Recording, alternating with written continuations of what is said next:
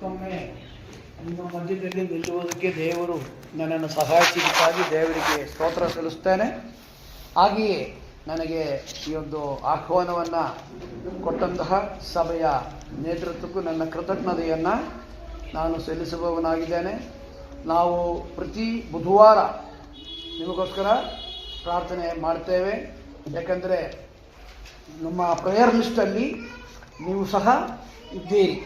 ಆದ್ದರಿಂದ ಪ್ರತಿ ಬುಧವಾರ ನಮ್ಮ ಸಭೆಯಾಗಿ ಪ್ರಾರ್ಥನೆ ಮಾಡ್ತೇವೆ ಮತ್ತು ಅದೇ ಪ್ರೇಯರ್ ಲಿಸ್ಟು ಮನೆಯಲ್ಲೂ ಇರುವುದರಿಂದ ಮನೆಯಲ್ಲೂ ಎಲ್ಲರೂ ನಿಮಗಾಗಿ ಪ್ರಾರ್ಥನೆ ಮಾಡ್ತಾರೆ. ಮುಖಾಮುಖಿಯಾಗಿ ಪರಿಚಯ ಇಲ್ಲದೇ ಇರಬಹುದು, ಆದರೆ ಜಿಂದಾಲ್ ಸಭೆ ನಮ್ಮ ಪ್ರಾರ್ಥನೆಯಲ್ಲಿದೆ. ನಮಗಾಗಿ ಕೂಡ ನೀವು ಪ್ರಾರ್ಥನೆ ಮಾಡ್ತಾ ಇದ್ದೀರಿ ಎಂಬುದಾಗಿ ನಾವು ನಂಬುತ್ತೇವೆ. What is the need of the day ಅಂದರೆ ಈ ದಿವಸದ ಅಥವಾ ಈ ಕಾಲಘಟ್ಟದ ಅಗತ್ಯ ಏನು? ಪ್ರೇರೆ ನಾವು ರಕ್ಷಣೆ ಹೊಂದಿದ್ದೇವೆ, ದೇವರ ಮಕ್ಕಳಾಗಿದ್ದೇವೆ, ಅನೇಕ ಚಟುವಟಿಕೆಗಳು ಉಂಟು. ಆರಾಧನೆ ಇದೆ, ಸೇವೆ ಇದೆ, ಪ್ರಾರ್ಥನಾ ಕೂಟಗಳಿದೆ, ಸುವಾರ್ತೆ ಸಾರುತ್ತೇವೆ, ವಿಶೇಷವಾದ ಕೂಟಗಳು, ಈ ರೀತಿ ಅನೇಕ ಸಂಗತಿಗಳುಂಟು. ಅಲ್ಟಿಮೇಟ್ ಪರ್ಪಸ್ ಅಂದರೆ ಅಂತಿಮವಾದ ಗುರಿ ಅಥವಾ ಉದ್ದೇಶ ಏನು, ಅದು ನಾವು ಚಿಂತನೆ ಮಾಡಬೇಕು. What is the ultimate purpose? ಯಾತಕ್ಕಾಗಿ ದೇವರು ನಮ್ಮನ್ನು ರಕ್ಷಿಸಿದ್ದನು? ಯಾರಾದರೂ ಹೇಳಬಲ್ಲೀರಾ? What is the ultimate purpose? ಅಂತಿಮವಾದ ಉದ್ದೇಶ ಏನು? ಯಾತಕ್ಕಾಗಿ ದೇವರು ಇಷ್ಟೆಲ್ಲ ಕಷ್ಟಪಟ್ಟು ನಮ್ಮನ್ನು ರಕ್ಷಿಸಿದ್ದು ಯಾತಕ್ಕಾಗಿ?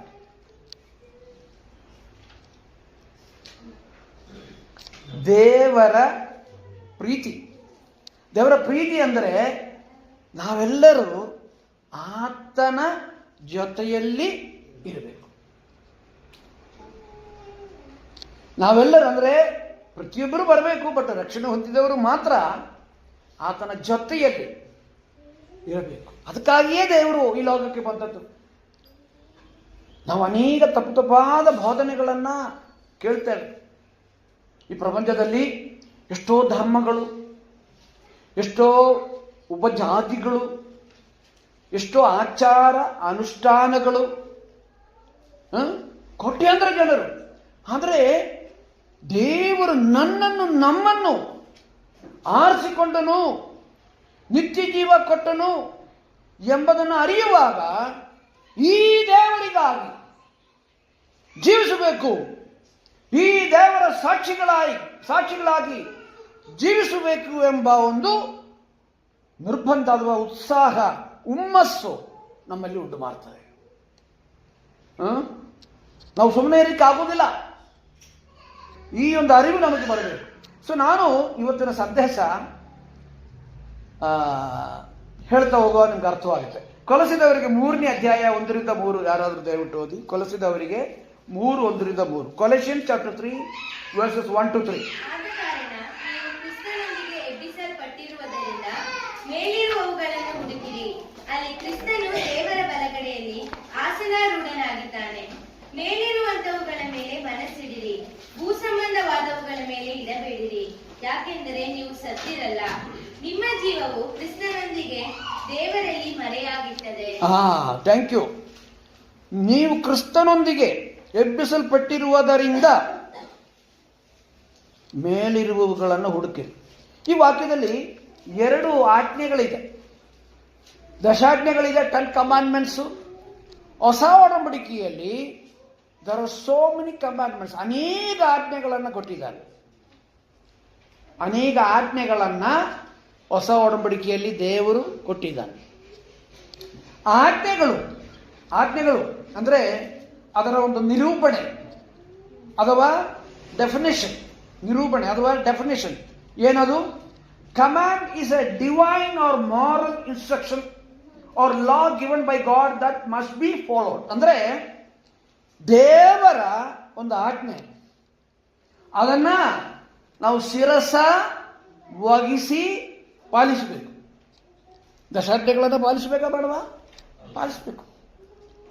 ಅದೇ ಥರ ಹೊಸ ಒಡಂಬಡಿಕೆಯಲ್ಲಿ ಕೊಟ್ಟಿರುವ ಆಜ್ಞೆಗಳನ್ನು ಅದು ಪಾಲಿಸೋದಕ್ಕಾಗಿಯೇ ದೇವರು ನಮ್ಗೆ ಕೊಟ್ಟಿರೋದು.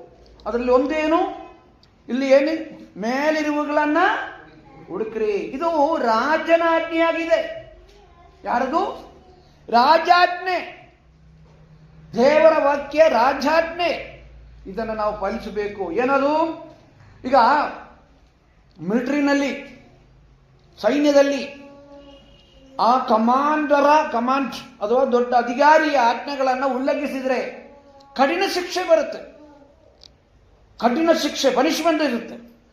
ಹಾಗೆಯೇ ಅಧ್ಯಾಪಕರು ಅಥವಾ ಒಬ್ಬ ಅಧಿಕಾರಿ, ಸಿವಿಲ್ ಅಧಿಕಾರಿ ಆಗಂದ್ರೆ ಸಾರ್ವಜನಿಕ ಅಧಿಕಾರಿ ಆಗಬಹುದು, ಪೊಲೀಸ್ ಅಧಿಕಾರಿ ಆಗಬಹುದು. ಆಜ್ಞೆ ಉಲ್ಲಂಘಿಸಿದರೆ ಅದಕ್ಕೇನುಂಟು? ಪನಿಷ್ಮೆಂಟ್ ಉಂಟು, ಶಿಕ್ಷೆ ಉಂಟು, ದಂಡನೆ ಉಂಟು. ಹಾಗೆ ಇದು ಕರ್ತನ ವಾಕ್ಯದಲ್ಲಿ ಈ ಒಂದು ಆಜ್ಞೆಗಳನ್ನು ಪಾಲಿಸಬೇಕು. ಇದರ ಜೊತೆಯಲ್ಲಿ ಅನೇಕ ಆಜ್ಞೆಗಳಿದೆ. ಮತ್ತಾಯನ ಸುವಾರ್ತೆ 22, 37, 38, 22, 33 ಅದು ಓದೋದು ಬೇಡ, ನಮ್ಗೆಲ್ಲರೂ ಗೊತ್ತಿದೆ.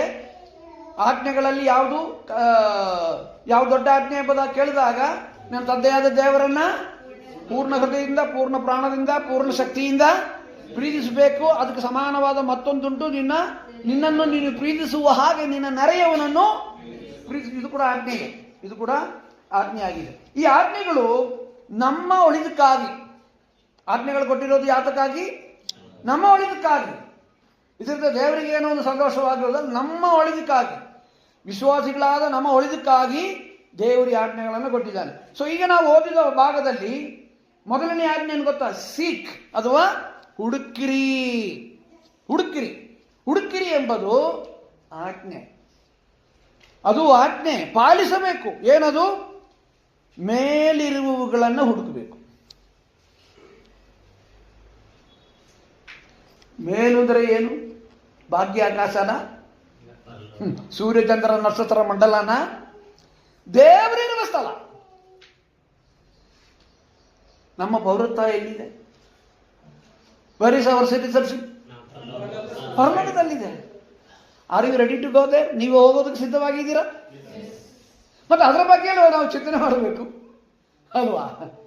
ಇಲ್ಲಿ 70 ಬೆಲೆ ಹೆಚ್ಚಿದರೆ 80 ಕಷ್ಟ ಸಂಕಟಗಳೆದ್ರೆ ಆಡಂಬರ. 70 ಗ್ಯಾರಂಟಿ ಇಲ್ಲ. 5ರಲ್ಲೂ 6ರಲ್ಲೂ ಹೋಗ್ಬೇಕಾಗುತ್ತೆ. ಈ ಮರಣದ ಕೌಂಟ್ ಡೌನ್ ಯಾವಾಗ ಸ್ಟಾರ್ಟ್ ಆಗುತ್ತೆ ಪ್ರಿಯರೇ? ಹುಟ್ಟಿದ ಕೂಡಲೇ ಮರು ಎಣ್ಣಿಕೆ ಪ್ರಾರಂಭವಾಗ್ತದೆ. ಗೊತ್ತಾ ನಿಮಗೆ? ನಾವು ಬೆಳೀತಾ ಇರ್ತೀವಿ, ಆದರೆ ದೇವರು ಒಂದು ಸೀಲ್ ಹಾಕಿ ಕಳಿಸಿದ್ದಾನೆ. ಏನದು? 70 ವರ್ಷ ನೀನು ಬದುಕು, ಇಲ್ಲ 60 ವರ್ಷ ಬದುಕು, 62 ವರ್ಷ ಬದುಕು ಅಂತೇಳಿ ಸೀಲ್ ಹಾಕಿ ಕೊಟ್ಬಿಟ್ಟಿದ್ದಾನೆ, ಕಳಿಸಿದ್ದಾನೆ. ಹುಟ್ಟಿದ ದಿವಸದ ದೇವರು ಮೈನಸ್ ಮಾಡ್ತಾ ಇರ್ತಾನೆ. ನಮ್ಗೆ ಗೊತ್ತಾಗಲ್ಲ, ಮೈನಸ್ ಮಾಡ್ತಾ ಇರ್ತಾನೆ, ಹಡಾಡ್ತಾನೆ. ನಮಗೂ ಮಾತ್ರ ಅಲ್ಲ, ಎಲ್ಲರಿಗೂ. ಎಲ್ಲರನ್ನೂ ಸೇರಿಸಿ ಒಂದು ಪ್ಲೇನ್ ಹಾಕ್ಬಿಡ್ತಾರೆ ದೇವರು. ಎಲ್ಲರನ್ನೂ ಸೇರಿಸಿ ಒಂದು ಪ್ಲೇನಲ್ಲಿ ಹಾಕ್ಬಿಟ್ಟು 1 ಸೆಕೆಂಡ್ನಲ್ಲಿ ಎಲ್ಲರನ್ನೂ ಮುಗಿಸ್ಬಿಡ್ತಾನೆ. ಅಹಮದಾಬಾದಿಂದ ಲಂಡನ್ಗೆ ಹೋದ ಪ್ಲೇನಲ್ಲಿ ಎಲ್ಲರದ್ದು ಕೌಂಟ್ ಡೌನ್ ಕರ್ತನಿಗೆ ಗೊತ್ತು, ಯಾರ್ಯಾರನ್ನ ಅಲ್ಲಿ ಇಡಬೇಕು ಅಂತ. ಅಲ್ಲಿ ಒಬ್ಬ ಬಚಾವಾದ ಅವತ್ತು ಹೋಗದೇ ಇರೋರು ಎಷ್ಟೋ ಜನ ಇರ್ತಾರೆ. ಸೊ ನಾನು ಹೇಳೋದು, ನಮ್ಮ ಪೌರತ್ವ ಎಲ್ಲಿದೆ? ಅದರ ಬಗ್ಗೆ ನಾವು ಏನು ಮಾಡಬೇಕಂತೆ? ಹುಡುಕಬೇಕು. ಅಲ್ಲಿ ಕ್ರಿಸ್ತನು ದೇವರ ಬಲಗಡೆಯಲ್ಲಿ ಆಸನಾರೂಢನಾಗಿದ್ದಾನೆ. ಯಾಕೆ ಪರಲೋಕ ಅಷ್ಟು ಅಂತಚಂದವಾದದ್ದು ಗೊತ್ತಾ ನಿಮಗೆ? ಚಿನ್ನದ ಬೀದಿ ಇರುವುದರಿಂದಲ್ಲ, ಕ್ರಿಸ್ತನಲ್ಲಿದ್ದಾನೆ. ನೋಡಿ, ಕ್ರಿಸ್ತನ ಕುರಿತಾಗಿ 10,000ರಲ್ಲಿ ಧ್ವಜಪ್ರಾಯನು, ಅತಿ ಸುಂದರನು ಎಂಬುದಲ್ಲಾಗಿ ನಾವು ಹಾಡ್ತೇವೆ. ಸುಂದರನಾದ ಮದಲಿಂಗನನ್ನ ನೋಡ್ಬೇಕಲ್ಲ? ನೋಡ್ಬೇಕಂತ ಆಸೆ ಇಲ್ಲವ? ನಮಗಾಗಿ ಈ ಲೋಕಕ್ಕೆ ಬಂದು ನನ್ನ ಪಾಪವನ್ನ ತನ್ನ ದೇಹದ ಮೇಲೆ ಹೊತ್ತು ನನ್ನನ್ನು ನಿತ್ಯ ನರಕದಿಂದ, ಸೈತಾನನಿಂದ, ದೇವರ ಕೋಪದಿಂದ ಬಿಡಿಸಿದ ಆ ಕರ್ತನನ್ನ ನಾನು ನೋಡಬೇಕೆಂಬ ಹಂಬಲ, ಅಂದರೆ ನೇರವಾಗಿ ಮುಖಾಮುಖಿಯಾಗಿ ನೋಡಬೇಕೆಂಬ ಒಂದು ಹಂಬಲ, ಆಸಕ್ತಿ, ಅಭಿಲಾಷೆ ನಮ್ಮಲ್ಲಿ ಇರಬಾರ್ದಾ? ಅದಕ್ಕಾಗಿ ಹುಡುಕ್ಬೇಕು. ನೋಡಿ, ಇಲ್ಲಿ ನಾನು ಬರೆದಿರೋದು ಇರಲಿ, ದೇವರ ಆತ್ಮ ನಡೆಸೋ ತರ ಮಾಡ್ತೇನೆ. ಅಲ್ಲಿ ಕ್ರಿಸ್ತನು ದೇವರ ಬಲಗಡೆಯಲ್ಲಿ ಏನಾಗಿದ್ದಾನೆ? ಆಸನಾರೂಢನಾಗಿದ್ದಾನೆ. ಆಗಲೇ ಓದಿದ ವೇದ ಭಾಗದಲ್ಲಿ ನಾನು ಚಿಂತನೆಗೆ ಉಪಯೋಗಿಸಿದ್ದು, ಶ್ರಮೆಯನ್ನ ಅನುಭವಿಸಿ ಅದನ್ನು ಏನಾಗಬೇಕು, ತನ್ನ ಮಹಿಮೆಗೆ, ತನ್ನ ಪ್ರಭಾವಕ್ಕೆ, ಮಹಿಮೆಗೆ ಪ್ರಭಾವಕ್ಕೆ ಅದನ್ನು ಸೇರಿ. ಪ್ರಭಾವ ಅಂದ್ರೆ ಏನು? ಆಮೇಲೆ ನಾವು ನೋಡ್ತೇವೆ ಇಬ್ರಿಯ 12:3 ಇಬ್ರಿಯ 12:3 ಯಾರಾದರೂ ಒಬ್ರು ಓದಿ. ಇಬ್ರಿಯ 12:3, ಹೀಬ್ರೂ 12:3.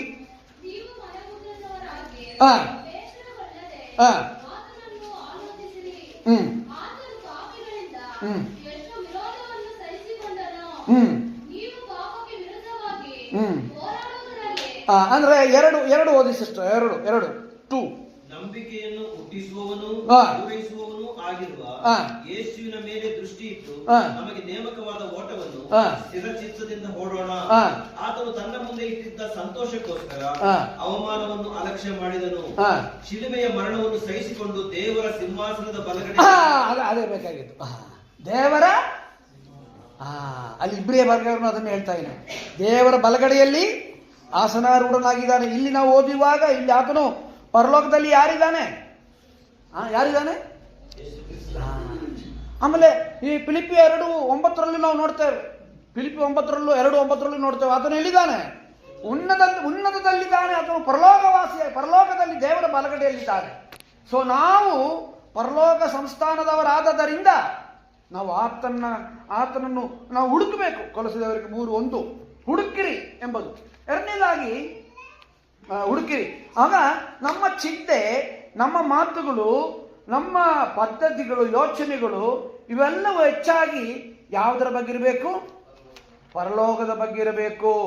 ಪರಲೋಕದ ಬಗ್ಗೆ ಇರಬೇಕು. ಅಲ್ಲಿ ನೀವು ಕ್ರಿಸ್ತನೊಂದಿಗೆ ಎಬ್ಬಿಸಲ್ಪಟ್ಟಿರುವುದರಿಂದ ನೋಡಿ, ಆತ್ಮೀಕವಾಗಿ ನಾವು ಯಾರಾಗಿದ್ದೇವೆ? ನಾವು ರಿಸರೆಕ್ಟೆಡ್ ಆಗಿದ್ದೇವೆ. ನೋಡಿ, ಸ್ಥಾನ ಮತ್ತು ಸ್ಥಿತಿ ಎಂಬುದಾಗಿ ಇದೆ. ಎಮ್ಔಸ್ ಕೋರ್ಸ್ ಓದಿರೋರಿಗೆ ಗೊತ್ತಿರುತ್ತೆ. ಸ್ಥಾನ ಮತ್ತು ಸ್ಥಿತಿ. ನಮ್ಮ ಸ್ಥಾನ ಏನು ಗೊತ್ತಾ? ದಟ್ ಈಸ್ ಎ ಸ್ಥಾನ ಅಂದ್ರೆ ದೇವರ ದೃಷ್ಟಿಯಲ್ಲಿ ನಾವು ಪರಿಶುದ್ಧರು, ದೇವರ ದೃಷ್ಟಿಯಲ್ಲಿ ನಾವು ನೀತಿವಂತರು. ಅದು ನಮ್ಮ ಸ್ಥಾನ. ದೇವರ ದೃಷ್ಟಿಯಲ್ಲಿ ನಾವು ಈಗ ಪರಿಶುದ್ಧರು. ನಾವು ಪೂರ್ಣ ಪರಿಶುದ್ಧರು, ಕಂಪ್ಲೀಟ್ 100ಕ್ಕೆ 100ರಷ್ಟು ನಾವು ಪರಿಶುದ್ಧರ ಅಲ್ಲ. ಆದರೆ ದೇವರು ನೋಡುವಾಗ ಅದು ನಮ್ಮ ಸ್ಥಾನ. ಅರ್ಥ ಆಯ್ತಾ? ನಾನು ಮತ್ತೆ ಹೇಳ್ತೇನೆ, ನಮ್ಮ ಸ್ಥಾನ ಸ್ಥಿತಿ ನಾವು ಪೂರ್ಣ ಪರಿಶುದ್ಧರು ಅಲ್ಲ, ಪೂರ್ಣವಾಗಿ ನೀತಿವಂತರು ಅಲ್ಲ. ಆದರೆ ಸ್ಥಾನ ನಾವು ಪರಿಶುದ್ಧರು, ನಾವು ನೀತಿವಂತರು. ದೇವರು ನಮ್ಮನ್ನ ಪರಿಶುದ್ಧರು ಅಂತ ಕರೀತಾ ಇದ್ದಾನಲ್ಲ, ಹೋಲಿ ಪೀಪಲ್. ಯಾವ ಆಧಾರದಲ್ಲಿ? ಅದೇ ನಮ್ಮ ಸ್ಥಾನ. ದಟ್ ಈಸ್ ಅವರ್ ಸ್ಟೇಟ್ ಸ್ಥಾನ. ಇಲ್ಲಿ ಏನು ಹೇಳ್ತಾ ಇದೆ? ನೀವು ಕ್ರಿಸ್ತನೊಂದಿಗೆ ಎಬ್ಬಿಸಲ್ಪಟ್ಟಿರುವುದರಿಂದ. ಕ್ರಿಸ್ತನಲ್ಲಿದ್ದಾನೆ, ನೀವು ಅಲ್ಲಿದ್ದೀರಿ ಅಂತ ಹೇಳ್ತಾ ಇದ್ದಾನೆ. ಅದೇ ನಮ್ಮ ಸ್ಥಾನ. ಅಲ್ಲಿ ಕ್ರಿಸ್ತನು ದೇವರ ಬಲಗಡೆಯಲ್ಲಿ ಆಸನಾರೂಢನಾಗಿದ್ದಾನೆ. ಮೇಲಿರುವಂಥವುಗಳ ಮೇಲೆ ಮನಸ್ಸಿಡಿರಿ, ಭೂ ಸಂಬಂಧವಾದವುಗಳ ಇಡಬೇಡ್ರಿ. ಈ ಭೂ ಸಂಬಂಧವಾದವುಗಳ ಮೇಲೆ ಇಡಬೇಡ್ರಿ ಅಂದ್ರೆ ಏನರ್ಥ? ನಾವು ಸಂಸಾರ ಕುಟುಂಬ ನಡೆಸೋದು ಬೇಡವಾ? ಮಕ್ಕಳು ಇದ್ದರೆ ಅವರನ್ನ ಬೆಳೆಸೋದು ಬೇಡವಾ? ಅವ್ರನ್ನ ಓದಿಸೋದು ಬೇಡವಾ? ಕೆಲಸ ಮಾಡೋದು ಬೇಡವಾ? ಹಣ ಉಳಿತಾಯ ಮಾಡೋದು ಬೇಡವಾ? ಭೌತಿಕವಾದ ಸಂಗತಿಗಳನ್ನು ಏನು ಮಾಡೋದು ಬೇಡ ಅಂತಲ್ಲ ಇಲ್ಲಿ ಹೇಳ್ತಾ ಇರೋದು. ಇಲ್ಲಿ ಏನು ಹೇಳ್ತಾ ಇರೋದು? ಭೂ ಸಂಬಂಧವಾದವುಗಳ ಮೇಲೆ ಇಡಬೇಡ್ರಿ ಎಂಬುದಾಗಿ ಹೇಳುವುದು ಏನು ಗೊತ್ತಾ? 5ನೇ ವಾಕ್ಯದಿಂದ ಓದೋಣ. 5ನೇ ವಾಕ್ಯ.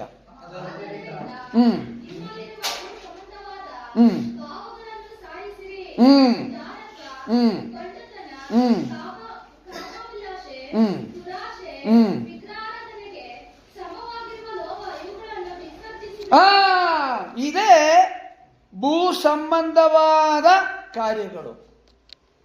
ಈ ಭೂ ಸಂಬಂಧವಾದ ಈ ಕಾರ್ಯಗಳು, ಈ ಪಟ್ಟಿ ಇದೆಯಲ್ಲ, ಈ ಪಟ್ಟಿ ಏನದು?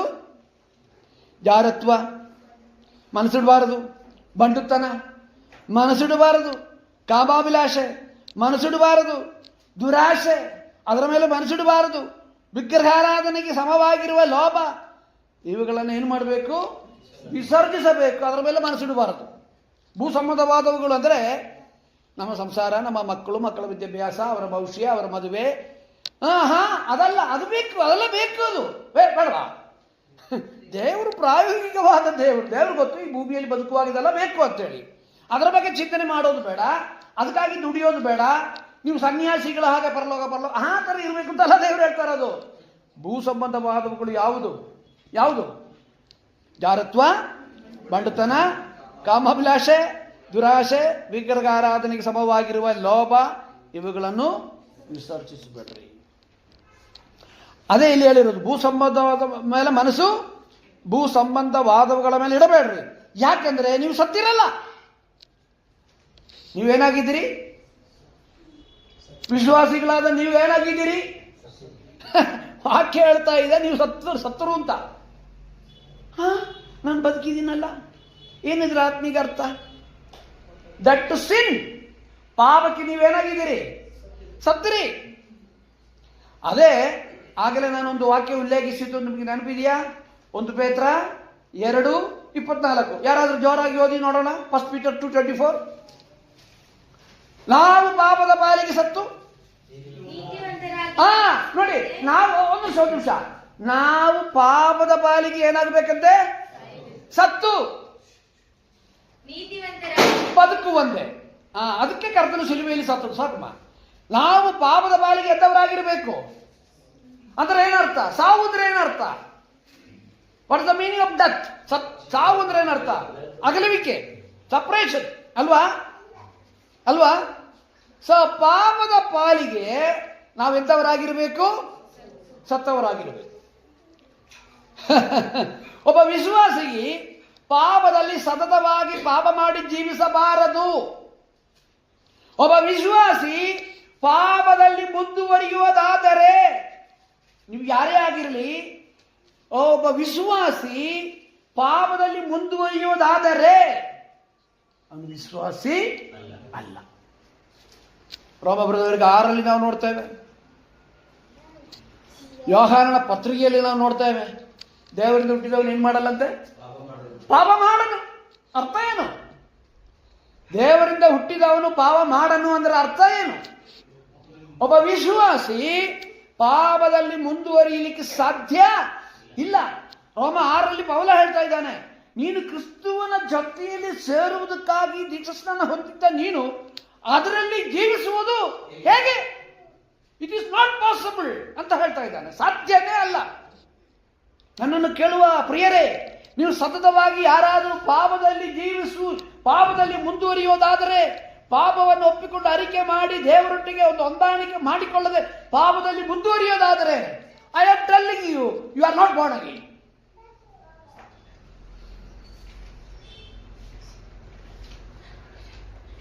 It's a serious business. ಪಾಪದ ಬಲಿ. ಸೊ ಇಲ್ಲಿ ಹೇಳ್ತಾ ಇದೆ. ಮತ್ತೆ ಗಲಾತ್ಯ 6:14 ಪಾವನೊಂದು ಮಾತು ಹೇಳ್ತಿದ್ದಾನೆ. ಗಲಾಟಿಯನ್ 6:40.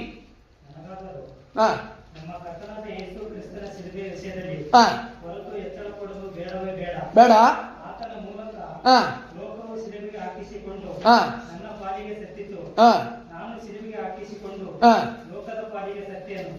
ಏನ್ ಹೇಳ್ತಿದ್ದಾನೆ? ಅಲ್ಲೂ ಕೂಡ ಸಾವು ಅಂತ ಬರ್ತಾ ಇದೆ ಅಲ್ವಾ? ಪೌಲ ಹೇಳ್ತಾ ಇದ್ದಾನೆ, ನಾನು ಹೆಚ್ಚಳ ಪಡುವುದು, ನಾನು ಹೆಮ್ಮೆ ಪಡುವುದು, ನಾನು ಸಂತೋಷಿಸುವುದು, ನನಗೆ ಗರ್ವ ಇರೋದು ಎಲ್ಲ ನನ್ನ ಕರ್ತನಾದ ಯೇಸು ಕ್ರಿಸ್ತನ ಶಿಲುಬೆಯ ಕುರಿತು, ಬೇರೆ ಯಾವುದರಲ್ಲೂ ಇಲ್ಲ. ಅವನು ಹೇಳ್ತಿದ್ದಾನೆ, ಈ ಲೋಕದ ವ್ಯವಸ್ಥೆ, ಲೋಕದ ಆಚಾರ ಅನುಷ್ಠಾನ ಪದ್ಧತಿಗಳು ನನ್ನ ಪಾಲಿಕೆ ಏನಾಗಿದೆ? ಸತ್ತಿದೆ. It is not attracting me. ಅದು ನನ್ನನ್ನು ಆಕರ್ಷಿಸ್ತಾ ಇಲ್ಲ. ಈ ಲೋಕದ ಸ್ಥಾನ ಮಾನ ಅಂಗೀಕಾರಕ್ಕಾಗಿ ನಾನು ಏನು ಮಾಡಲ್ಲ. ಅರ್ಥ ಆಯ್ತಾ ನಾನು ಹೇಳಿದ್ದು? ವಿಶ್ವಾಸಿಗಳು ಈ ಲೋಕದ ಅಂಗೀಕಾರಕ್ಕಾಗಿ, ಲೋಕದ ಜನರು ನಮ್ಮನ್ನು ಅಂಗೀಕರಿಸುವುದಕ್ಕಾಗಿ, ಲೋಕದ ಜನರು ನಮ್ಮನ್ನು ಮೆಚ್ಚಿಸುವುದಕ್ಕಾಗಿ, ಲೋಕದ ಜನರು ನಮ್ಮನ್ನು ಪ್ರೀತಿಸುವುದಕ್ಕಾಗಿ ಅವರ ಜೊತೆ ಜೋಡಾಗಬಾರದು. ಶಿಲುಬೆ, ಕ್ರಿಸ್ತನು. ಅವನು ಹೇಳ್ತಿದ್ದಾನೆ, ಲೋಕದ ಪಾಲಿಗೆ ನನ್ನ ಪಾಲಿಗೆ ಲೋಕ ಏನಾಗಿದೆ? ಸತ್ತಿದೆ. This world is not attracting me. ಈ ಲೋಕ ನನ್ನನ್ನು ಆಕರ್ಷಿಸ್ತಾ ಇಲ್ಲ. ಅದಕ್ಕೆ ಕಾರಣ ಇದೆ. ಯಾಕೆ? ಯಾಕೆ? ಲೋಕದ ದೇವರು ಯಾರು? Who is the god of the world? ಸೈತಾನನು. 2 ಕೊರಿಂಥಿಯನ್ 4:4, 2 ಕೊರಿಂಥಿಯನ್ 4:4. ಯಾರಾದ್ರೂ ಒಬ್ರು ಓದಿ ಪ್ಲೀಸ್. 2 ಕೊರಿಂಥಿಯನ್ 4:4. ಇವರಲ್ಲಿ ದೇವರ ಪ್ರತಿರೂಪವಾಗಿರುವ ಕ್ರಿಸ್ತನ ಪ್ರಭಾವವನ್ನು ತೋರಿಸುವ ಸುವಾರ್ತೆಯ ಪ್ರಕಾಶವು ಉದಯವಾಗಬಾರದೆಂದು ಈ ಪ್ರಪಂಚದ ದೇವರು ನಂಬಿಕೆಯಿಲ್ಲದವರ ಮನಸ್ಸನ್ನು ಉಂಟು ಮಾಡಿ. ಈ ಪ್ರಪಂಚದ ದೇವರು ಯಾರು ಗೊತ್ತಾ? ಸೈತಾನ. ಈ ಪ್ರಪಂಚವನ್ನು ನಾವು ಪ್ರೀತಿಸಬೇಕಾ? ಈ ಪ್ರಪಂಚದ ಒಂದು ಅಂಗೀಕಾರಕ್ಕಾಗಿ ನಾನು ಜೀವಿಸಬೇಕಾ? ಬೇಡ, ಬೇಡ. ಪ್ರಪಂಚದ ಪಾಲಿಗೆ ನಾನು ಏನು ಅಂತಾನು ಅಲ್ಲಿ ಹೇಳಿದಾನೆ ಪೌಲನು. ಪ್ರಪಂಚದ ಪಾಲಿಗೆ ನಾನು ಯಾರು ಗೊತ್ತಾ? ಸತ್ತದು. Two way. ಲೋಕದ ಪಾಲಿಗೆ ನಾನು ಸತ್ತನು. ನನ್ನ ಪಾಲಿಗೆ ಲೋಕ. 6:14 ಇನ್ನೊಂದು ಸಾರಿ ಓದಿ.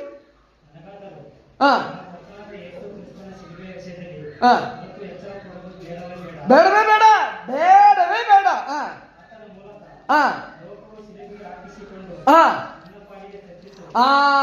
ಒಂದು ನಿಮಿಷ. ನನ್ನ ಪಾಲಿಗೆ ಈ ಲೋಕ ಸಿಲುವಿಗೆ ಹಾಕಲ್ಪಟ್ಟಿದೆ, ಸತ್ತಿದೆ. ಅದು ನನ್ನ ಪಾಲಿಗೆ. ಆಮೇಲೆ ನಾನು ಸಿಲುವಿಗೆ ಹಾಕಿಸಿಕೊಂಡಿದ್ದೇನೆ. ಇದೆಲ್ಲ ನಾವು ಆಳವಾಗಿ ಧ್ಯಾನಿಸಬೇಕು. ನಾನೇನಾಗಿದ್ದೇನೆ? ಸಿಲುವಿಗೆ. ಅದರಿಂದ ಈ ಲೋಕಕ್ಕೆ ನಾನು ಬೇಡ. ಲೋಕದವರು ನನ್ನಲ್ಲೂ ಏನು ಆಕರ್ಷಣೆ ಕಾಣುತ್ತಿಲ್ಲ. ಲೋಕಕ್ಕಾಗಿ ನಾನು ಬದುಕುತ್ತಾ ಇಲ್ಲ. ನನ್ನನ್ನು ಲೋಕಕ್ಕೂ ಬೇಡ. ಅದಕ್ಕೆ ಕ್ರೈಸ್ತರನ್ನು ದ್ವೇಷಿಸ್ತಾ ಇರೋದು. ನಾವೇನು ಬಾಂಬ್ ಹಾಕ್ತೀವಾ? ನಾವೇನು ಕಳ್ತನ ಮಾಡ್ತೀವಾ? ನಾವೇನು ದಂಗೆ ಮಾಡ್ತೀವಾ? ಚಳುವಳಿ ಮಾಡ್ತಾ ಇದ್ದೇವಾ? ಹೋರಾಟ ಮಾಡ್ತಾ ಇದ್ದೀವಾ? ನಾವು ನಮ್ಮ ಪಾಠಕ್ಕೆ ಬದುಕ್ತಾ ಇದ್ದೇವೆ ಸಜ್ಜನರಾಗಿ, ಒಳ್ಳೆಯವರಾಗಿ. ಆದ್ರೂ ಯಾಕೆ ಪ್ರಪಂಚ ನನ್ನನ್ನು ದ್ವೇಷಿಸುತ್ತದೆ? ಯಾಕಂದ್ರೆ ಪ್ರಪಂಚದ ಜೊತೆಯಲ್ಲಿ ನಾನು ನಡೆಯುವುದೇ ಇರುವಾಗ ಪ್ರಪಂಚದ ಪಾಲಿಗೆ ಇವನು ಸತ್ತವನು.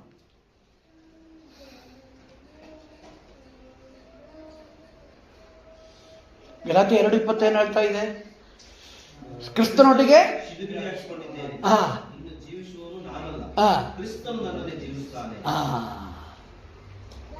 ಇನ್ನು ಇದೆ ಸ್ವಲ್ಪ ವಾಕ್ಯ.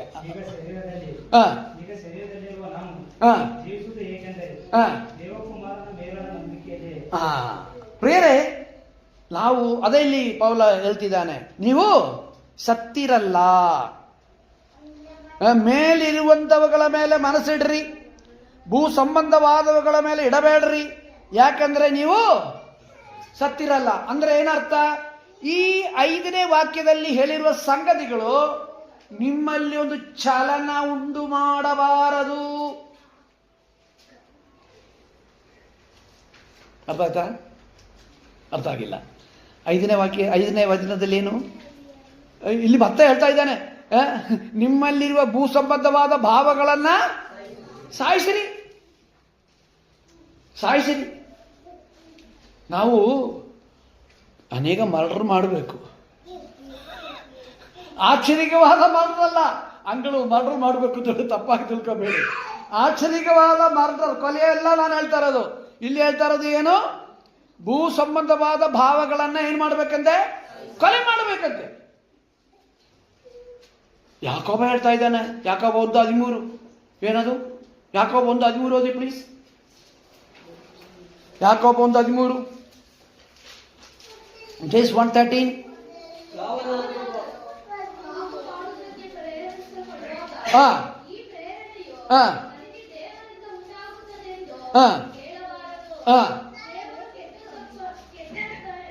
ಕೆಟ್ಟದ್ದಕ್ಕೇನೂ ಸಂಬಂಧಪಟ್ಟವನಲ್ಲ, ಆತನು ಯಾರನ್ನು ಪಾಪಕ್ಕೆ ಪ್ರೇರೇಪಿಸುವುದಿಲ್ಲ.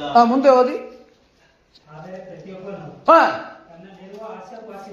ಆಶಾಪಾಸದಿಂದ ಸೆಳೆಯಲ್ಪಟ್ಟು ಆ ಆಶೆಯು ಬಸುರಾಗಿ. ಅಲ್ಲಿ ನಾವು ಅಬೋರ್ಷನ್ ಮಾಡಬೇಕು.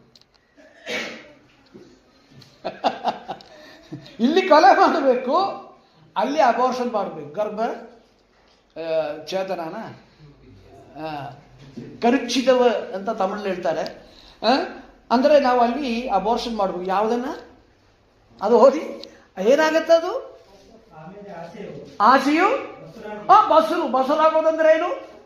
ಮೋಹ ಗರ್ಭ ಹಾಕೋದು, ಗರ್ಭ ಧರಿಸೋದು. ಆಮೇಲೆ ಅದೇನಾಗುತ್ತೆ? ಪಾಪವನ್ನು ಹೆರುತ್ತದೆ, ಅಂದ್ರೆ ಡೆಲಿವರಿ ಆಗುತ್ತೆ. ಆಸೆ ಬಂದಾಗ ಅದನ್ನ ಆಗಲೇ ನೀವು ಅಬೋರ್ಷನ್ ಮಾಡಲಿಲ್ಲ ಅಂದ್ರೆ ಏನಾಗುತ್ತೆ? 9 ತಿಂಗಳಾದರೆ ಡೆಲಿವರಿ ಆಗುತ್ತೆ. ಏನಾದ್ರೂ ಅಂತ್ಯ?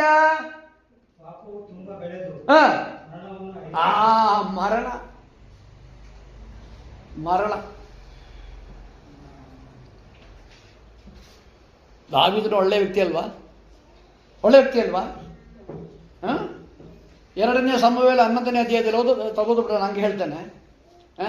2ನೇ ಸಮುವೇಲ 11ನೇ ಅಧ್ಯಾಯದಲ್ಲಿ ಅವನೊಂದು ದಿವಸ ಅಲ್ಲಿ ಯುದ್ಧ ನಡೀತಾ ಇದೆ, ಇಲ್ಲಿ ಮಲ್ಕೊಂಡಿದ್ದ. ಆಮೇಲೆ ಎದ್ದ, ವಾಕ್ ಮಾಡ್ದ. ಒಂದು ಸ್ತ್ರೀ ಸ್ನಾನ ಮಾಡ್ತಾ ಇರೋದನ್ನ ಕಂಡನು. ಸುಂದರಿಯಾದ ಸ್ತ್ರೀ. ಏನಾಯ್ತು? ಮೋಹ. ಅಲ್ಲಿ ಅದನ್ನು ಅಬೋರ್ಷನ್ ಮಾಡಬೇಕಾಯ್ತು. ಅವನು ಮಾಡಲಿಲ್ಲ. ಏನಾಯ್ತು? ಬೆಳೀತಾ ಅದು ಎದ್ದಂಥ ಪರಿಣಾಮಗಳನ್ನು ಉಂಟು ಮಾಡಿತು ಗೊತ್ತಾ ನಿಮಗೆ? ಅದರ ಪರಿಣಾಮ ಹೆಚ್ಚು ಕಡಿಮೆ 4-5 ಅಧ್ಯಾಯಗಳಲ್ಲಿ 20, 15, 17ನೇ ಅಧ್ಯಾಯದ ತನಕ ಅದರ ಪರಿಣಾಮವನ್ನು ನಾವು ನೋಡ್ತೇವೆ. ಪ್ರಿಯರೇ, ಇಲ್ಲಿ ಏನು ಮಾಡಬೇಕಂತೆ? ಇವುಗಳನ್ನು ಸಾಯಿಸಬೇಕಂತೆ. ಈಗ ಲೋಕದ ಪಾಲಿಗೆ ನಾನು ಸತ್ತರೆ, ಲೋಕ ನನ್ನ ಪಾಲಿಗೆ ಸತ್ತರೆ, ಇದು ನನಗೆ ಏನಾಗಿರುತ್ತೆ? ನಿರ್ಜೀವವಾಗಿರುತ್ತೆ. ಈ ಸಂಗತಿಗಳು ನಮ್ನೆಸ್ ಅಂದರೆ ಈ ಸಂಗತಿಗಳು ಏನಾಗಿರುತ್ತೆ? ನಿರ್ಜೀವ. ಯಾವ ಸಂಗತಿಗಳು? ಮತ್ತೆ ಹೇಳ್ತಾನೆ, ಜಾರತ್ವ. ಇದನ್ನು ವಿವರಿಸೋದಿಲ್ಲ. ಜಾರತ್ವ, ಬಂಡುತನ, ಕಾಮಾಭಿಲಾಷೆ, ದುರಾಶೆ, ವಿಗ್ರಹಾರಾಧನೆಗೆ ಸಮವಾಗಿರುವ ಲೋಪ, ಅಂದ್ರೆ ಹಣದಾಶೆ. ನೋಡಿ, ಕೊಲಸೆ 3:5, ಎಫೆಸ 5:5, ಇಬ್ರಿಯ 13:5, ಈ 3 ವಾಕ್ಯಗಳಲ್ಲೂ ಹಣದಾಸೆಯ ಬಗ್ಗೆ ಹೇಳ್ತಾ ಇರೋದು. 1ನೇ ತಿಮೋಥಿ 6:10 ಹೇಳ್ತಾ ಇರೋದೇನು? ಹಣದಾಸೆ ಎಲ್ಲ ಕೆಟ್ಟತನಕ್ಕೂ ಮೂಲ.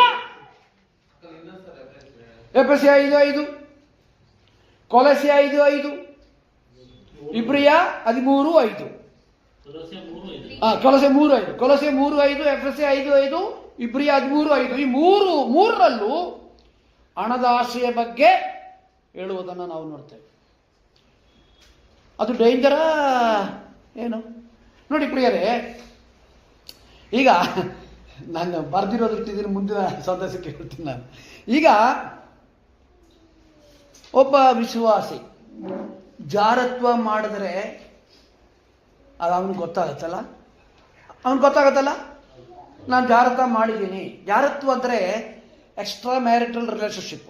ಮದುವೆ ಆದ ನಂತರ ಬೇರೆ ಸ್ತ್ರೀಗಳ ಜೊತೆಯಲ್ಲಿರುವುದು ಜಾರತ್ವ. ಅಡಲ್ಟ್ರಿ ಅಂದರೆ ವಿವಾಹಕ್ಕೆ ಮುಂಚೆ ಮಾಡುವಂತಹ ವ್ಯಭಿಚಾರ, ಅಡಲ್ಟ್ರಿ. ಆಮೇಲೆ ಇದು ಜಾರತ್ವಕ್ಕೆ ಇಂಗ್ಲಿಷ್ನಲ್ಲಿ ಏನಿದೆ? ಸೆಕ್ಸುವಲ್ ಇಮ್ಮಾರಾಲಿಟಿ. ಅದು ಗೊತ್ತಾಗುತ್ತೆ ಅವನಿಗೆ, ಇಲ್ವಾ? ಅವ್ನಿಗೆ ಗೊತ್ತಾಗುತ್ತೆ. ಬೇರೆಯವರಿಗೆ ಗೊತ್ತಾಗಲಿಲ್ಲ ಅಂದ್ರೂ ಅವನಿಗೆ ಅಯ್ಯೋ ನಾನು ಪಾಪ ಮಾಡಿದ್ದೀನಿ ಎಂಬ ಅರಿವು ಬರ್ತದೆ. ಆಮೇಲೆ ಹೊರಗಡೆ ಬರ್ತಾ ಇಲ್ವಾ? ಡೌಟ್ ಇದೆಯಾ ನಿಮಗೆ? ತಿಮೋತಿ 5, 1ನೇ ತಿಮೋತಿ 5ನೇ ಅಧ್ಯಾಯ ತಗೊಳ್ಳಿ. 1 Timothy 5,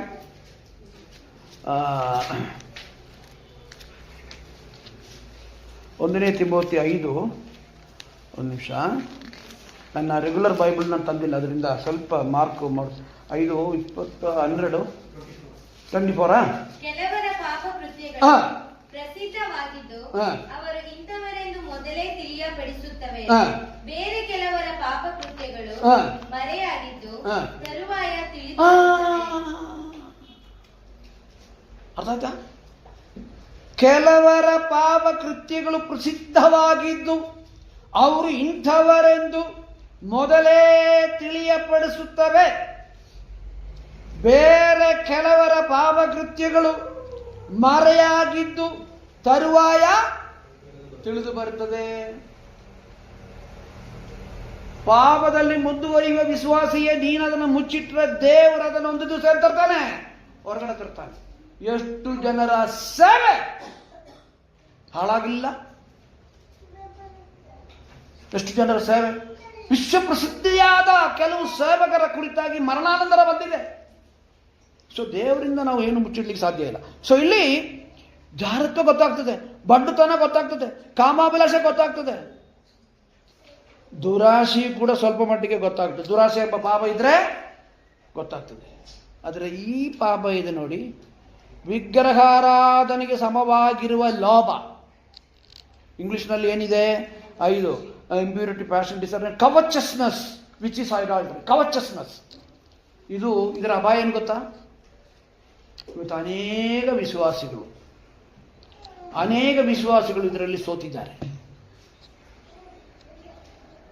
ಸೋತಿದ್ದಾರೆ.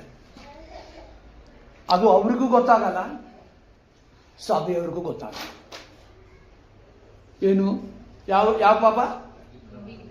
ವಿಗ್ರಹಾರಾಧನೆಗೆ ಸಮವಾಗಿರುವ ಲೋಪ, ಹಣದಾಸೆ. ನಾನೊಂದು ಪ್ರಶ್ನೆ ಕೇಳ್ತೇನೆ. ಚರಿತ್ರೆಯಲ್ಲಿ ಅಥವಾ ನಿಮಗೆ ಗೊತ್ತಿರುವ ಹಾಗೆ ಯಾವುದಾದ್ರೂ ಒಂದು ಸಭೆಯಲ್ಲಿ ಒಬ್ಬ ವಿಶ್ವಾಸಿಯನ್ನ ಡಿಸಿಪ್ಲಿನ್ ಮಾಡಿರೋದು ಕೇಳಿದ್ದೀರಾ? ಶಿಸ್ತುಗೊಳಪಡಿಸಿರೋದು ಯಾವ ಪಾಪಕ್ಕಾಗಿ? ಹಣದಾಸೆ ಇದೆ ಅಂತೇಳಿ ಕೇಳಿದ್ದೀರಾ? ಇದು ಸಾಧ್ಯ ಇಲ್ಲ. ಅವ್ರಿಗೆ ಲೀಡರ್ಶಿಪ್ ಸಿಗುತ್ತೆ, ಯಾಕಂದ್ರೆ ದುಡ್ಡಿರುತ್ತೆ ಅವರ ಹತ್ರ. ಎಂಥ ಡೇಂಜರ್ ಗೊತ್ತಾದ್ರು? ಎಂಥ ಡೇಂಜರು! ರಾಷ್ಟ್ರಗಳೇ ಹೋಗಿದೆ, ರಾಷ್ಟ್ರಗಳು, ಸಭೆಗಳು, ರಾಷ್ಟ್ರಗಳು, ಕುಟುಂಬಗಳು ಸಭೆಗೆ ಬರ್ತಾರೆ. ಆಕ್ಟಿವಿಟೀಸ್ ಇದೆ, ಆದ್ರೆ ಅವ್ರಲ್ಲಿ ಏನಿರಲ್ಲ, ಉತ್ಸಾಹ ಇರಲ್ಲ, ಹುಮ್ಮಸ್ಸಿರಲ್ಲ. ಎಲ್ಲ ಯಾಂತ್ರಿಕವಾಗಿ ನಡೆಯುತ್ತೆ. ಯಾಕೆ? ಅವ್ರ ದೇವರು ಚೇಂಜ್ ಆಗಿಬಿಟ್ಟಿದೆ.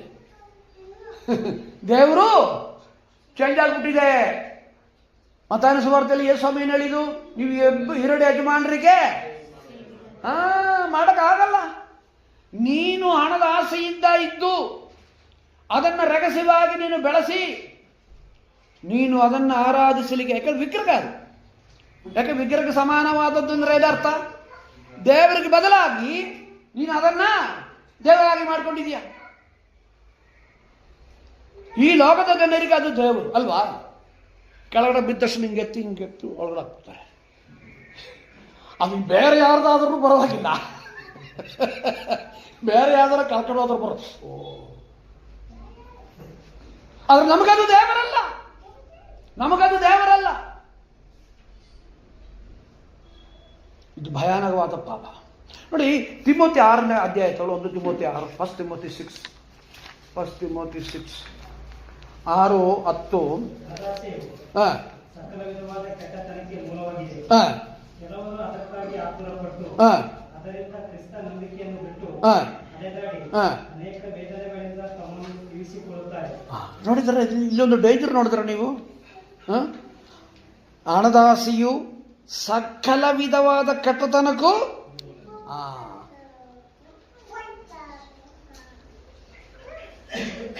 6:6 ಏನ್ ಹೇಳ್ತಾ ಇದೆ? ಸಂತುಷ್ಟಿ ಸಹಿತವಾದ ಭಕ್ತಿಯು ದೊಡ್ಡ ಲಾಭವೇ ಸರಿ. ನಾವು ಲೋಕದೊಳಗೆ ಏನು ತಕ್ಕೊಂಡು ಬರಲಿಲ್ಲವಷ್ಟೇ, ಅದರೊಳಗಿಂದ ಏನು ತಕ್ಕೊಂಡು ಹೋಗಲಾರವು. ನಮಗೆ ಅನ್ನ ವಸ್ತ್ರಗಳಿದ್ದರೆ ಸಾಕು. ಸಾಕು ಬ್ರದರ್, ಸಾಕು. ಮನೆ ಬೇಡವಾ? ಕಾರು ಬೇಡವಾ? ಗಾಡಿ ಬೇಡವಾ? ಇದೆಲ್ಲ ಬೇಕು. ಆದರೆ ಸಮಯ ಬಂದಾಗ ದೇವರು ಕೊಡ್ತಾನೆ. ಅನಿವಾರ್ಯವಾಗಿರೋದೇನು? ಅನ್ಅವಾಯ್ಡಬಲ್.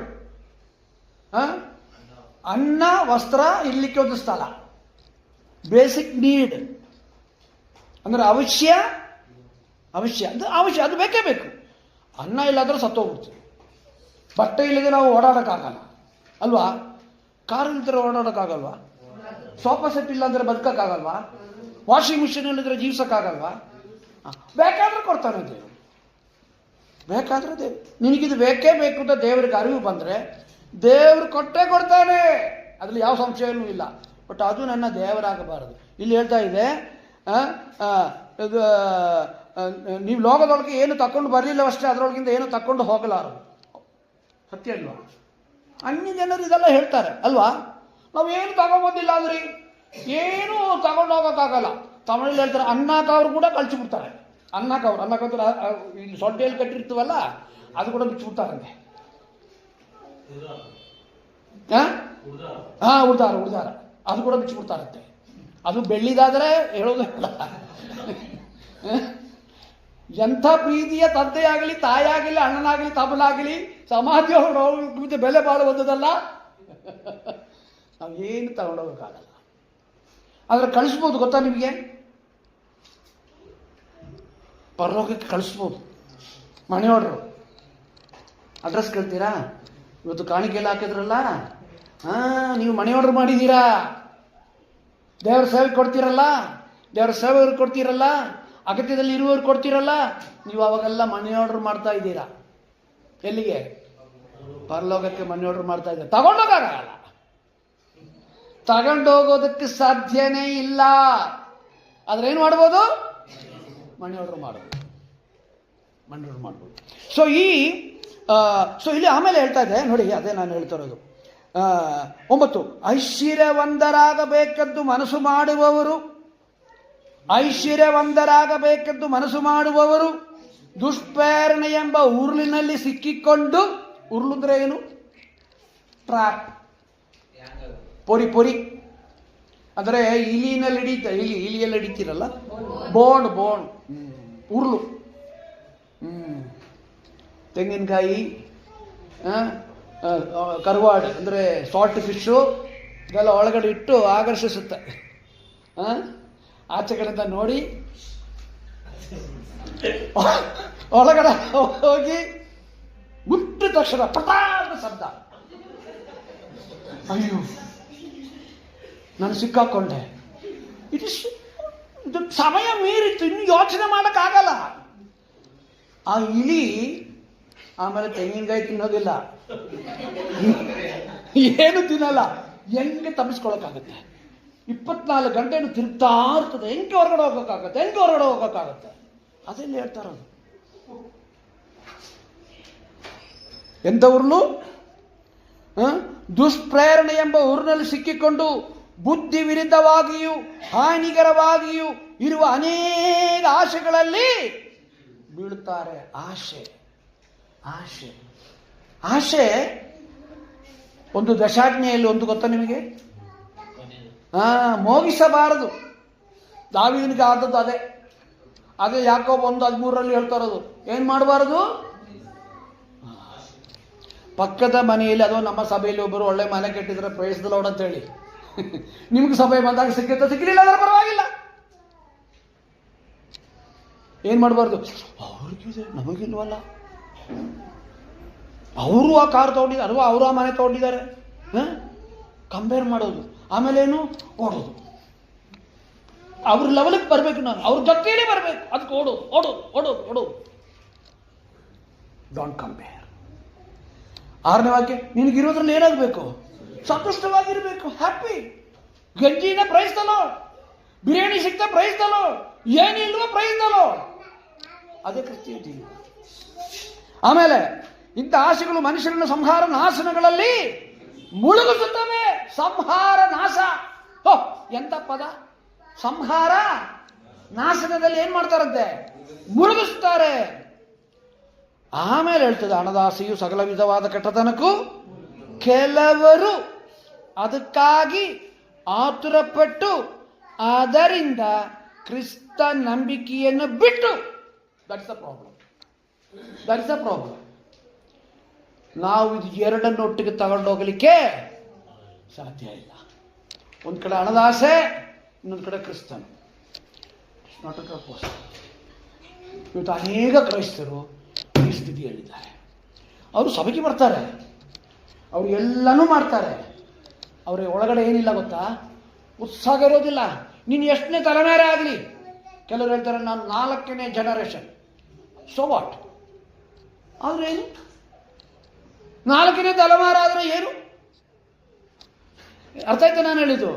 ನೀನು 4ನೇ ತಲೆಮಾರಾದರೆ ಅವರ ಅಪ್ಪ, ಅವರ ತಾತ, ತಾತನ ತಾತ ಇವರೆಲ್ಲರೂ ವಿಶ್ವಾಸಿಗಳು.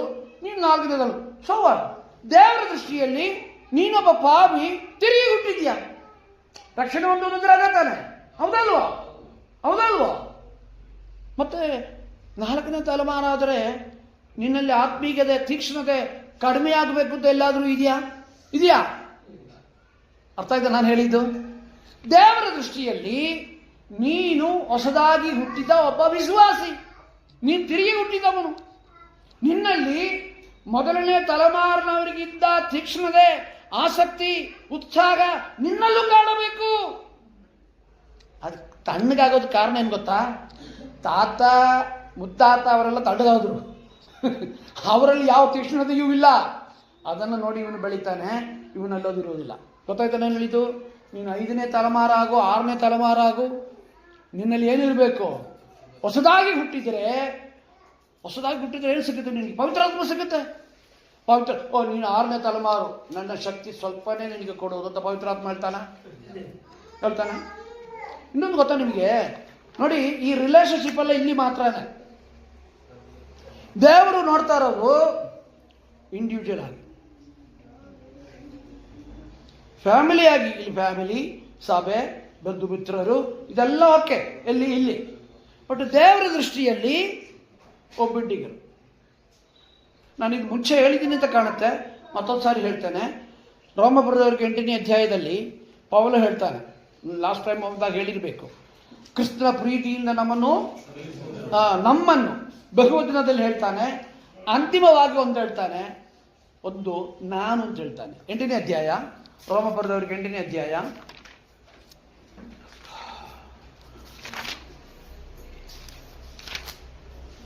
39 ಲಾಸ್ಟ್. ದೇವರ ಪ್ರೀತಿಯಿಂದ ಅಗಲಿಸಲಾಗವೆಂದು ನನಗೆ ನಿಶ್ಚಯ ಉಂಟು. ನಿಶ್ಚಯ ಯಾರಿಗೆ? ನನಗೆ ಮಾತ್ರ ನಿಶ್ಚಯ. ನನ್ನ ಹೆಂಡತಿಗೆ ನಿಶ್ಚಯ ಇದೆಯೋ ನನಗೆ ಗೊತ್ತಿಲ್ಲ, ನನ್ನ ಚಿಕ್ಕಪ್ಪನಿಗೆ ನಿಶ್ಚಯ ಇದೆಯೋ ನಾನು ಹೇಳಕ್ಕಾಗಲ್ಲ. ನನಗೆ ಮಾತ್ರ, ನನ್ನನ್ನು ಮಾತ್ರ ನಾನು ಹೇಳಬಲ್ಲೆ. ನನಗೆ ನಿಶ್ಚಯ ಇದೆ, ಇದು ನನ್ನ ಪತ್ನಿಗೂ ನಾನು ಹೇಳಿದ್ದೀನಿ. ಈ ನಿಶ್ಚಯ ನಿನಗೂ ಇರಬೇಕು, ಮಕ್ಕಳಿಗೂ ಹೇಳಿದ್ದೀನಿ, ಈ ನಿಶ್ಚಯ ನಿಮಗೂ ಇರಬೇಕು. ಅಪ್ಪನಿಗೆ ನಿಶ್ಚಯ ಇರೋದ್ರಿಂದ ನೀವು ಪರಲೋಕ ಹೋಗೋಕ್ಕೆ ಸಾಧ್ಯ ಇಲ್ಲ. ಆತಾಯ್ತು ನಾನು ಹೇಳಿದ್ದು? ಅದಕ್ಕೆ ಅದು ಇನ್ನೊಂದು, ಅಪ್ಪ ತಪ್ಪು ಮಾಡಿದ್ರೆ ನಾನು ತಪ್ಪು ಮಾಡ್ತೇನೆ, ಅಮ್ಮ ತಪ್ಪು ಮಾಡಿದ್ರೆ ನಾನು ತಪ್ಪು ಮಾಡ್ತೇನೆ.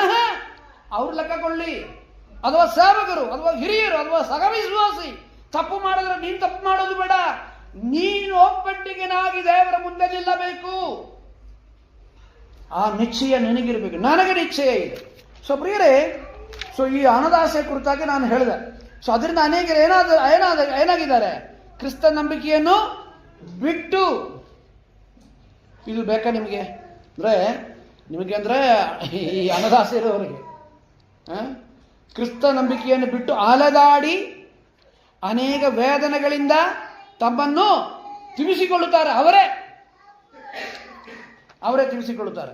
ಸೊ ಇಲ್ಲಿ ಹುಡುಕ್ರಿ, ಸೀಕ್, ಅದೊಂದು ಆಜ್ಞೆ. ಯಾತಕ್ಕಾಗಿ ನಾವು ಮೇಲಿರುವುಗಳನ್ನು ಹುಡುಕಬೇಕು? ಅಲ್ಲಿ ನೀವು ಸತ್ತಿರಲ್ಲ, ನೀವು ಜೀವವು ಕ್ರಿಸ್ತನೊಂದಿಗೆ ದೇವರಲ್ಲಿ ಮರೆಯಾಗಿದೆ. ನಮಗೆ 4ನೇದು ನೋಡಿ, ಇದು ಬಹಳ ಇದು ನಮ್ಮ ಆಶೆ ಆಗಿರಬೇಕು. ಏನದು? ನಮಗೆ ಜೀವವಾಗಿರುವ ಕ್ರಿಸ್ತನು ಪ್ರತ್ಯಕ್ಷನಾಗುವಾಗ ನೀವು ಸಹ ಆತನ ಜೊತೆಯಲ್ಲಿ ಪ್ರಭಾವದಿಂದ ಕೂಡಿದವರಾಗಿ ಪ್ರತ್ಯಕ್ಷರಾಗುವಿರಿ. ನೀವೆಲ್ಲಿದ್ದೀರಿ? ಇಲ್ಲಿ ನಾವು 3ನೇ ವಾಕ್ಯದಲ್ಲಿ ನಾವು ನೋಡಿದೆವು, ನೀವು ಸತ್ತಿರಲ್ಲ, ನಿಮ್ಮ ಜೀವವು ಕ್ರಿಸ್ತನೊಂದಿಗೆ ದೇವರಲ್ಲಿ, ಅದು ನಮ್ಮ ಸ್ಥಾನ. ಇದು ಯಾರಿಗೆ? ಸತ್ತಿರೋರ್ಗ ಬದುಕಿರೋರ್ಗ? ಯಾರಿಗೆ ಬರೀತಾರೋ? ಬದುಕಿರೋರು. ಕೊಲಸದಲ್ಲಿರುವ ವಿಶ್ವಾಸಿಗಳಿಗೆ ಬರೆದಿದ್ದಾನೆ. ನಿಮ್ಮ ಸ್ಥಾನದ ಆ ಒಂದು ದೃಷ್ಟಿಕೋನದಿಂದ ನೀವು ಸತ್ತಿರಿ, ನೀವು ದೇವರ ಜೊತೆಯಲ್ಲಿ ಎಲ್ಲಿದ್ದೀರಿ? ನೀವು ನಿಮ್ಮ ಜೀವವು ಕ್ರಿಸ್ತನೊಂದಿಗೆ ದೇವರಲ್ಲಿ ಏನಾಗಿದೆ? ಎಲ್ಲಿ? ದೇವರಲ್ಲಿ ಮರೆಯಾಗಿದೆ ಅಂದ್ರೆ ಕಾಣಲ್ಲ. ಇದು ಸ್ಥಾನ, ಇದು ನಮ್ಮ ಸ್ಥಾನ. ಇನ್ನೊಂದು ವಾಕ್ಯ ಯೋಹಾನ 14:20 ನೋಡಿ. 14:20. Yes, John's 14:20. ನಾನು ನನ್ನ ತಂದೆಯಲ್ಲಿಯೂ ನೀವು ನನ್ನಲ್ಲಿಯೂ ನಾನು ನಿಮ್ಮಲ್ಲಿ ಇರುವುದನ್ನು ನೀವು ಆ ದಿನದಲ್ಲಿ ತಿಳಿದುಕೊಳ್ಳುವಿರಿ. ನೋಡಿ ಎಂಥ ಬೋಲ್ಡ್ ಗೊತ್ತಾ? ರಕ್ಷಣೆ ಹೊಂದಿದವರ ಒಂದು ಸೌಭಾಗ್ಯ. ನಾನು ನನ್ನ ತಂದೆಯಲ್ಲಿಯೂ. ನಾನು ಅಂದ್ರೆ ಯಾರು? ಕ್ರಿಸ್ತನು. ತಂದೆಯಲ್ಲಿಯೂ. ನೀವೆಲ್ಲಿದ್ದೀರಿ? ನನ್ನಲ್ಲಿದ್ದೀರಿ. ಹಾಗೆ ನೀವೆಲ್ಲಿದ್ದೀರಾ? ಪರೋಕ್ಷವಾಗಿ ತಂದೆಯಲ್ಲಿದ್ದೀರಿ. ನಾನು ಎಲ್ಲಿದ್ದೀನಿ? ನಾನು ನನ್ನ ತಂದೆಯಲ್ಲಿ. ನೀವು ಎಲ್ಲಿದ್ದೀರಿ? ನನ್ನಲ್ಲಿದ್ದೀರಿ. ಆಗ ನೀವು ಎಲ್ಲಿದ್ದೀರಿ? ತಂದೆಯಲ್ಲಿದ್ದೀರಿ. ಅದೇ ಎಂಥ ಒಂದು ಬೋಂಟು ಅಲ್ವಾ? ನಾನು ನನ್ನ ತಂದೆಯಲ್ಲಿಯೂ, ಅಲ್ಲಿ ನಿಲ್ಲಿಸಲಿಲ್ಲ. ನೀವು ನನ್ನಲ್ಲಿಯೂ, ನಾನು ನಿಮ್ಮಲ್ಲಿಯೂ. ಹೋ, ಆದರೆ ಇಲ್ಲಿ ನಾವೇನು ನೋಡ್ತೀವಿ? ಕ್ರಿಸ್ತ ನಂಬಿಕೆಯನ್ನು ಬಿಟ್ಟು, ತಿಮೋತಿಯಲ್ಲಿ ನೋಡಿದ್ವಲ್ಲ, ಕಾರಣ ಏನು? ಅವರು ಕ್ರಿಸ್ತ ನಂಬಿಕೆಯನ್ನು ಬಿಡೋದು ಕಾರಣ ಏನು? ಹಣದಾಸೆ. ಅದು ಡೇಂಜರು. ಬಂಡತನಕ್ಕಿಂತಲೂ, ದುರಾಶೆಕ್ಕಿಂತಲೂ, ವ್ಯಭಿಚಾರಕ್ಕಿಂತಲೂ ಡೇಂಜರ್ ಅಂದರೆ ಅವರಿಗೆ ಗೊತ್ತಾಗಲ್ಲ. ನೋಡಿ, ಸಮಯ ಮುಗಿತಾ ಬಂತು. ಸೈತಾನನಿಗೆ ನಿಮ್ಮ ಬಲಹೀನತೆ ಗೊತ್ತು. ಸೈತಾನನಿಗೆ ನಿಮ್ಮ ವೀಕ್ನೆಸ್ಸು ಗೊತ್ತು. ಅವನ ಅನೇಕ ಸಂಗತಿಗಳನ್ನು ತರ್ತಾನೆ. ಏದೇನ್ ತೋಟದಲ್ಲಿ ಮಾಡಿದೀಗ ಮಾಡ್ತಾ ಇಲ್ಲ ಅಂತ ಅಂದ್ಕೊಂಡ್ರ? ಈಗಲೂ ಮಾಡ್ತಾನೆ. ಎಷ್ಟು ಚೆನ್ನಾಗಿದೆ ಅದೆಲ್ಲ. ಅದು ಮನೆಯಾಗಿರ್ಬೋದು, ಗಾಡಿಯಾಗಿರ್ಬೋದು, ಅದು ಬೇರೆ ಚೆನ್ನಾಗಿ. ಅದು ಮಾತ್ರ ಇದ್ರೆ ನೀನು ಹೆಂಗಿರ್ಬೋದು ಗೊತ್ತಾ? ಅದು ಇಲ್ದಿರೋ ಬದುಕೊಂದು ಬದುಕ. ಅವನು ಹೇಳ್ತಾನೆ, ಹೌದಾ, ಅದು ಇದ್ರೇನೆ ಬದುಕ. ಸರಿ, ಹಂಗಾದ್ರೂ ನಾನು ಅದನ್ನ ಇನ್ಸ್ಟಾಲ್ಮೆಂಟ್ ಅಲ್ಲಿ EMI, ಈಕ್ವಲ್ ಮಂತ್ಲಿ ಇನ್ಸ್ಟಾಲ್ಮೆಂಟ್. ಆಮೇಲೆ ಅವನು, ನೀನು ಒಳ್ಳೆ ಭಕ್ತನಲ್ವಾ, ಈಗ ಕಂತು ಕಟ್ಟಕ್ಕಾಗಲ್ಲ, ಇನ್ಸ್ಟಾಲ್ಮೆಂಟ್ ಕಟ್ಟಕ್ಕಾಗಲ್ಲ. ಮನೆ ಹತ್ರ ಬಂದು ಕೂಗಾಡ್ತಾ ಇದ್ದಾರೆ, ನಿನ್ನ ಮಾನ ಮರ್ಯಾದೆ ಹರಾಜಾಗ್ತಾ ಇದೆ. ನೀನು ವಿಶ್ವಾಸಿ ಅಲ್ವಾ?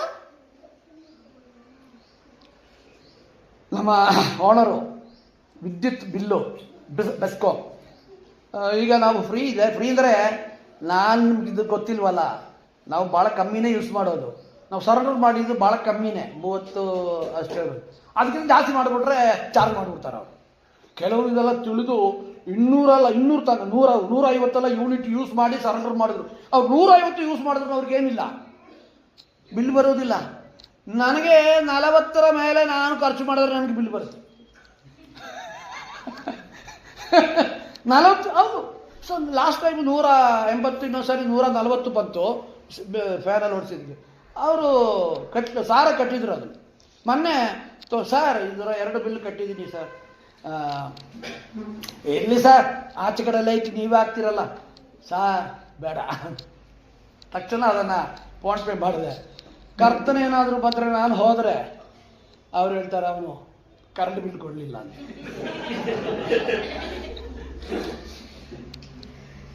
ಅದು ಮಾತ್ರ ಅಲ್ಲ, ಅವ್ರಿಗೆ ಹೇಳಿದ್ದೀನಿ ನಾನು. ಅವ್ರಿಗೆ ಇಲ್ಲ, ನಾನು ಸೀರಿಯಸ್ ಆಗಿ ಹೇಳ್ತಾ ಇದ್ದೀನಿ. ಅವ್ರಿಗೆ ಹೇಳಿದ್ದೀನಿ, ಸರ್ ನಮ್ಮ ನಂಬಿಕೆ ಕರ್ತನು ಬರ್ತಾನೆ. ಕರ್ತನು ಬಂದರೆ ನಾವು ಎತ್ತಲ್ಪಡ್ತೀವಿ. ನಾವು ಮನೆ ಬೀಗ ಹಾಕಿ ಮಲಗಿದ್ರೂ ಎತ್ತಲ್ಪಡ್ತೀವಿ, ಇಲ್ಲ ಆಚೆ ಕಡೆ ಹೋದ್ರೂ ಎತ್ತಲ್ಪಡ್ತೀವಿ. ಸರ್, ಈ ಮನೆಯಲ್ಲಿರೋ ಸಾಮಾನು ಅಡ್ವಾನ್ಸ್ ಎಲ್ಲ ನಿಮಗೆ ಹೇಳಿದ್ದೀನಿ. ನಿಜ ಅಲ್ವಾ? ಅದ್ರ ಬಗ್ಗೆನ ನೆಕ್ಸ್ಟ್ ಸಂದೇಶ. ಸೊ ನಾವು ಯಾರಿಗೂ ಏನಾಗಿರಬಾರ್ದು, ಋಣಸ್ಥರು ಆಗಬಾರದು. ನಾವು ಯಾರಿಗೂ ಸಾಲಗಾರ ಆಗಬಾರ್ದು. ಒಂದೊಂದು ಸಾಲ ಅಲೌಡ್. ಪ್ರೀತಿ ರೋಮಪುರದವರಿಗೆ 13:8. ಅದು ಒಂದು ಬಿಟ್ಟು ಬೇರೆ ಯಾವ ಸಾಲನೂ ಇರಬಾರದು. ಆದಷ್ಟು ಕ್ರೆಡಿಟ್ ಕಾರ್ಡು, EMI ಇದೆಲ್ಲ ವಿಶ್ವಾಸಿಗಳ ಜೀವನದಲ್ಲಿ ಇರಬಾರದು ಎಂಬುದಾಗಿ ನಾನು ಹೇಳೋದು. ಇದೆಲ್ಲ ತುಂಬ ಹಾರ್ಡ್ ಬ್ರದರ್.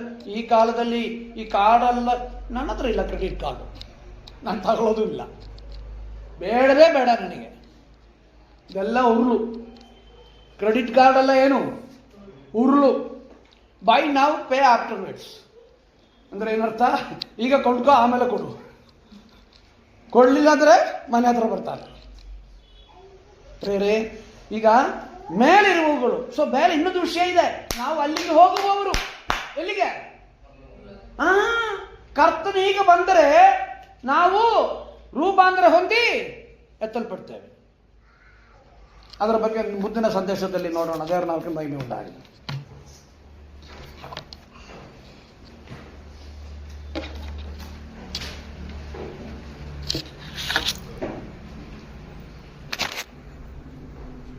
ಸೋದರ ಕೇಶವರು ಪ್ರಾರ್ಥನೆ ಮಾಡಿ ಈ ಒಂದು ಸೆಕ್ಷನ್ ಮುಗಿಸಬೇಕಾಗಿ ಕೇಳಿಕೊಳ್ಳುತ್ತೇವೆ. ನಾವು ಟೀ ಕುಡಿದಾದರೆ ಆದಷ್ಟು ಬೇಗ ಬರೋಣ ಮತ್ತು ದೇವರ ವಾಕ್ಯವನ್ನು ನಾವು ಕೇಳುವಂಥವ್ರು ನಾವಾಗಿರೋಣ.